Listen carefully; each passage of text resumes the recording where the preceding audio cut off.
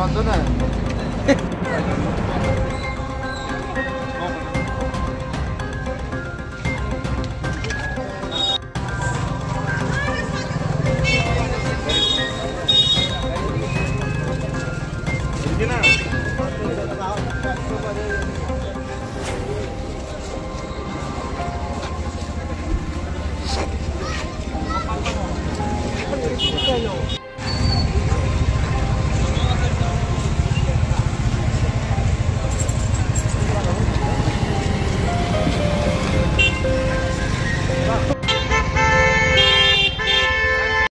কেন আটকাইছো তোমরা?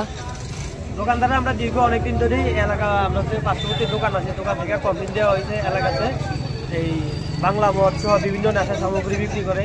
হ্যাঁ, এবং এলাকাটারে সন্ধ্যার পর থেকেই দুপুরের পর থেকে দোকান শাটার বন্ধ করে দিয়েছে। এখানে পুরা বাংলা মদের গাঁজার একটা আড্ডা জমায়লা এলাকাতে। আমাদের এখানে তার দোকানের পাশে কমিউনিটি ট্যাঙ্ক আছে এবং ফিল্টার আছে, যেখান থেকে আমরা পানীয় জল এবং বিভিন্ন দোকানে ইউজ করার জল ইউজ করি।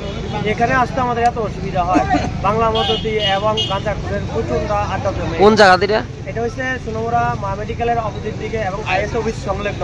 আইএস অফিসের একদম পাশের যে প্রথম দোকানটা সেই দোকানটা, তার নাম রাধা সাহা। এবং আমাদের এলাকাবাসীর পক্ষ থেকে বাজার কমিটির পক্ষ থেকে তারা ঢাকা এসে বিভিন্নভাবে মিটিং করে এসে আমরা তারা বিভিন্ন টাইম দিয়েছি, সময় দিয়েছি, স্মুথলি বোঝানো হয়েছে এবং পয়সা যাতে এলাকাতে আমরা এই যাতে এইগুলি বিক্রি না করে, যাতে এলাকার সৌন্দর্য কি নাম দোকানদারের সামঞ্জস্য বজায় রাখে। তার নাম রাধা সাহা। হ্যাঁ, এবং তাকে অনেক দিন ধরে মানে আমরাও সুধানোর চেষ্টা করেছি এবং অনেকবার পুলিশ নিয়ে যায়। কন্টিনিউসলি আবার এসে বাংলা আমাদের আসর প্রচুর পরিমাণে গাঁজা বিভিন্ন ধরনের জিনিস এখানে বিক্রি করে এবং এই জায়গাটারে লাইট বন্ধ করে এবং এখানে নগরপঞ্চায়েত থেকে লাইট দিলে লাইটগুলি ভেঙে ফেললে যাতে জায়গাটা অন্ধকার থাকে এবং অন্ধকারের রাজত্ব কায়েম করে। এটা একদম বাজারের শহরের প্রাণ কেন্দ্র, এটা শহরের প্রাণ কেন্দ্র না, শহরের ঢুকার মেন সোনামুড়া শহরের অক্সিজেন কেন্দ্র বলা যেতে পারে এটাকে। একদম এই যে সামনের জায়গা, এই যে কতদিন আজকে কয় মাসে কেন আজকে দীর্ঘ প্রায় 1-1.5 বছর ধরে ব্যবসা করে যাচ্ছে। বাজার কমিটি কই? বাজার কমিটিও তাকে বাজার কমিটির একটা অনেকভাবে বোঝানোর চেষ্টা করেছে, অনেকবার তাকে স্মুথলি বোঝানোর চেষ্টা করেছে। বাজার কমিটি গার্ডিয়ানরা তাকে বোঝানোর চেষ্টা করেছে, কিন্তু সে বারবার প্রতিশ্রুতি দেয় বন্ধ করবো, কিন্তু বন্ধ করে না। কন্টিনিউ একটা সন্ধ্যাটার পর থেকে এখানে বাংলা পদ্ধতি এবং গাজারের বিভিন্ন টমটমের গাঁজা ঘুরের একটা মানে পুরো বাজার জমায় রাখে। আজকে কি করছো তোমরা? আজকে আমরা তাকে হাতে নাতে ধরে আমরা এই তো পুলিশ খবর পেয়ে এসে তাকে নিয়ে গেল।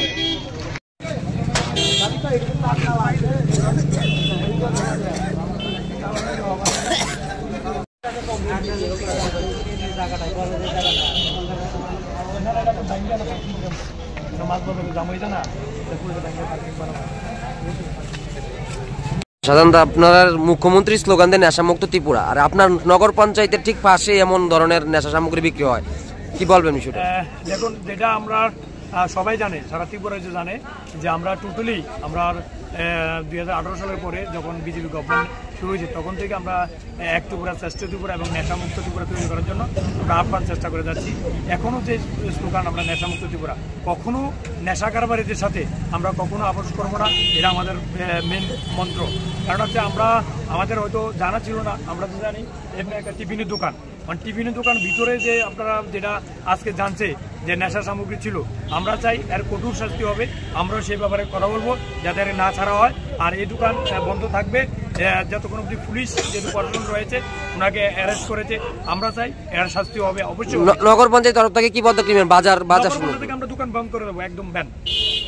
এই দোকান এখানে চলা যাবে। বাজারে যদি এমন কারো কোন দোকানে বিক্রি করে, আমরা যদি আমাদের কাছে কোনো অবৈধ যদি কোনো নেশা কেউ বিক্রি করে, আমাদের কাছে যদি কোনো, আমি চাই এই সমাজ সুনাগরিকরা যারা নগর পঞ্চায়েত রয়েছে তাদের মাধ্যমে যেভাবে হোক আমাদের কাছে নগর পঞ্চায়েত আমরা রয়েছি, আমাদের কাছে মেসেজ আসুক। আমরা যারা মেসেজ দেবে তাদের নাম আমরা গোপন রাখবো, আমরা কড়া ব্যবস্থা নেব। আমরা তাদের যে স্টেজ লাইসেন্স রয়েছে স্টেজ লাইসেন্স বন্ধ করে দেবো, সাথে সাথে ওই দোকান আমরা একদম ব্যান করে দেবো। স্বাস্থ্য পরীক্ষা নিরীক্ষার জন্য ভারত ডায়াগনস্টিক সেন্টার নিয়ে এসেছে এক সুবর্ণ সুযোগ আপনার শহর সোনামুড়ায়। এখানে রয়েছে অত্যাধুনিক যন্ত্রের সাহায্যে রক্ত, মল, মূত্র, কফ, শুক্র যাবতীয় পরীক্ষা নিরীক্ষার সুব্যবস্থা। তাছাড়া রয়েছে বিদেশে যাওয়ার যাবতীয় পরীক্ষা নিরীক্ষার ব্যবস্থা। রিপোর্ট পেয়ে যাবেন একদিনের মধ্যে। আমাদের ঠিকানা সোনামুড়া রিজার্ভ পুকুরের পশ্চিম পাশে, লস্কর মেডিকেল হলের নিচতলায়। তাছাড়া এখানে হাপানিয়া ও আগরতলা জিবি হাসপাতালের বিশেষজ্ঞ ডাক্তাররা রোগী দেখেন।